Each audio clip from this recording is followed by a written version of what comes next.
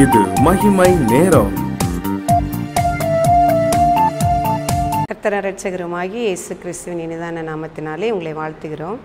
இந்த நாளிலும் நம்முடைய பரிசுத்த ஆவியானவர் குறித்த சத்தியங்களை குறித்து நாம் தியானித்து வருகிறோம். பரிசுத்த ஆவியானவர் யார், அவருடைய குணாதிசயங்கள் என்ன, அவர் பரிசுத்த அவருடைய அபிஷேகம் வல்லமை எப்படிப்பட்டது, அதை நாம் எப்படி பெற்றுக்கொள்ள வேண்டும் என்பதை குறித்து தியானித்தோம். பரிசுத்த ஆவியானவர் நம்மில் வரும் பொழுது அநேக காரியங்களை நம்மிடத்திலே செய்கிறார். அநேக காரியங்கள் வேதத்திலே கொடுக்கப்பட்டிருக்கிறது. சில காரியங்களை குறித்து நாம் இன்றைக்கு தியானிப்போம். பரிசுத்த ஆவியானவர் நம்மிலே செய்யக்கூடிய கிரியைகளை குறித்து நாம் தியானிப்போம். யோவான் 16ஆம் அதிகாரம் 8ஆம் வசனம், அவர் வந்து பாவத்தை குறித்தும் நீதியை குறித்தும் நியாய தீர்ப்பை குறித்தும் உலகத்தை கண்டித்து உணர்த்துவார். இயேசு கிறிஸ்து சொல்லியது போல, நான் போவது உங்களுக்கு பிரயோஜனமாக இருக்கும்.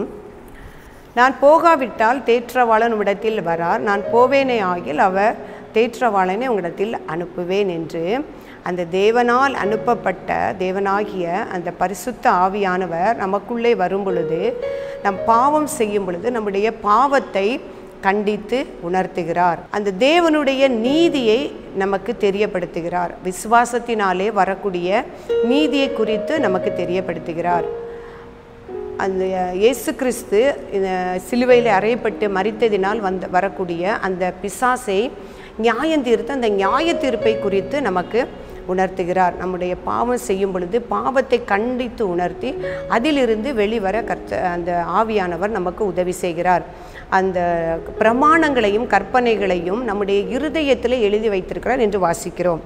எபிரேயர் 8ஆம் அதிகாரம் 10ஆம் வசனத்தை வாசிக்கும் பொழுது, பிரமாணங்களை நம்முடைய இருதயத்திலே எழுதி வைத்து அதன்படி நடக்க நாம் உதவி செய்கிறார். நம்ம சில நேரங்களிலே ஆலோசனை இல்லாமலே நம்முடைய காரியங்களை செய்ய முற்படும் பொழுது அந்த பிரமாணங்களை, கர்த்தருடைய பிரமாணங்களை கற்பனைகளையும் தன் இருதயத்திலே எழுதி வைத்து நமக்கு நினைப்பூட்டி அந்த வழியிலே நடக்க பரிசுத்த ஆவியானவர் நமக்கு உதவி செய்கிறார்.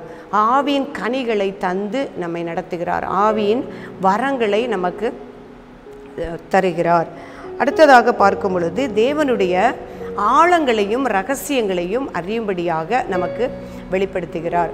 தேவன் நமக்காக, அவரிடத்தில் அன்பு கூறுகிறவர்களுக்காக ஆயத்தம் பண்ணப்பட்டிருக்கிற அந்த இரகசியங்களையும் ஆழங்களையும் பரிசுத்த ஆவியானவர் அறிகிறார். அவர் நமக்கு அந்த தேவனுடைய இரகசியங்களையும் ஆழங்களையும் நமக்கு வெளிப்படுத்துகிறார். அடுத்ததாக, நாம் சோர்ந்து போன நேரங்களில், நம்முடைய பலவீன நேரங்களில், நமக்கு ஜெபிக்க முடியாத சூழ்நிலைகள் அநேக காலங்களில் வரும். அதாவது நம்முடைய சரீர பலவீனங்களில் காணப்படும் பொழுதோ, நம்ம பாவம் சூழ்ந்து இருக்கும் பொழுதோ, அந்த பாவத்திலிருந்து வெளிவர முடியாதபடி பலவீனப்பட்டு நாம் ஜெபிக்க முடியாத சூழ்நிலைகள் அநேக நேரங்களிலே நாம் கடந்து வந்திருப்போம். ஜெபிக்க வேண்டும் என்று நாம் ஆசைப்படுவதுண்டு, நினைப்பதுண்டு. ஆனாலும் ஜெபிக்க முடியாதபடி பல சூழல்கள், பிசாசினுடைய கிரியைகளாக இருக்கலாம், சரீர சோர்வுகளாக இருக்கலாம், அல்லது ஆவிக்குரிய பலவீனங்களாக இருக்கலாம். இந்த பலவீனங்களில் ஆவியானவர் நமக்கு ஜெபிக்க உதவி செய்கிறார். எப்படி ஜெபிக்க வேண்டும், எதற்காக ஜெபிக்க வேண்டும் என்று நம் வேண்டிக் கொள்ள வேண்டியது இன்னதென்று அறியாத பொழுது பரிசுத்த ஆவியானவர் நமக்கு ஜெபிக்க உதவி செய்கிறார். அடுத்ததாக, நாம் அறிந்து கொண்ட சத்தியங்களை போதிக்கும்படியான ஞானத்தையும் பலத்தையும் ஆவியானவர் நமக்கு தருகிறார். சுவிசேஷத்தை போதிக்க நம்மை பலப்படுத்துகிறார்.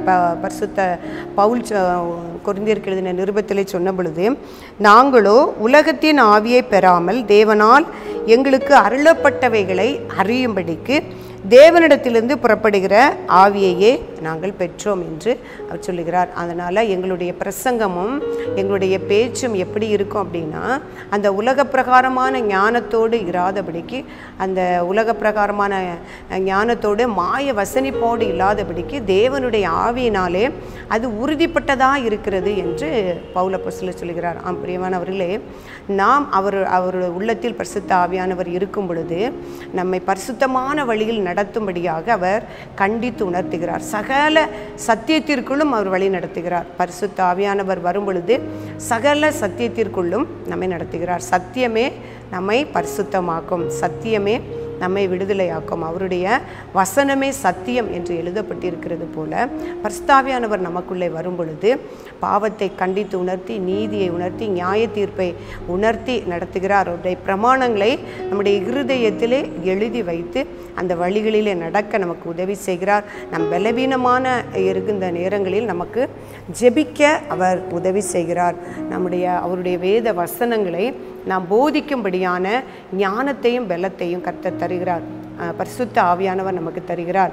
பரிசுத்த ஆவியானவருடைய கனிகளினால் நம்மை நிறைக்கிறார். நாம் அன்பு செலுத்த முடியாதபடி கசப்பு வைராக்கியம் நம்மிடத்தில் காணப்படும் பொழுது அந்த பரிசுத்த ஆவியானவரை நாம் பற்றி கொள்ளும் பொழுது அந்த கசப்பு வேறு எல்லாவற்றையும் அழித்து அவர் அந்த அன்பை நமக்கு தருகிறார். சந்தோஷத்தையும் சமாதானத்தையும் நமக்கு தருகிறார். அப்படிப்பட்ட பரிசுத்த ஆவியை நாம் பெற்றுக்கொள்ள அந்த தேவனிடத்தில் ஒவ்வொரு நாளும் அவர் என்றென்றைக்கும் நம்மளோடு கூட இருந்து வழி நடத்தும்படியாக, அவருடைய கிரியைகள் நம்மிடத்தில் காணப்படும்படியாக, நம்மை ஆட்கொண்டு அவர் நடத்தும்படியாக நாம் ஒப்பு கொடுத்து நாம் ஜெபிப்போம்.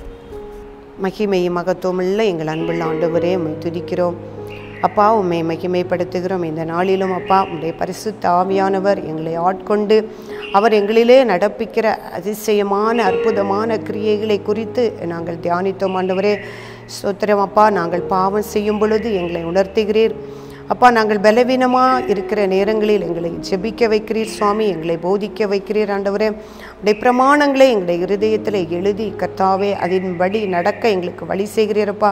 உடைய ஆவியின் கனிகளாலும் உடைய ஆவியின் வரங்களாலும் எங்களை நிரப்புகிறீரப்பா. அதற்காக உமக்கு நன்றி செலுத்துகிறோம் அப்பா. இந்த வசனங்களை வார்த்தைகளை கேட்ட ஒவ்வொருவரும் ஆண்டவரே இந்த வசனங்களை இன்னும் அதிகமாய் அறிந்து தியானித்து ஆவிக்குள்ளே பலப்பட கர்த்தர் உதவி செய்யும்படியாய் ஜெபிக்கிறேன், ஒப்பு கொடுக்கிறோம். இயேசு கிறிஸ்து மூலம் ஜெபிக்கிறோம் பிதாவே, ஆமென்.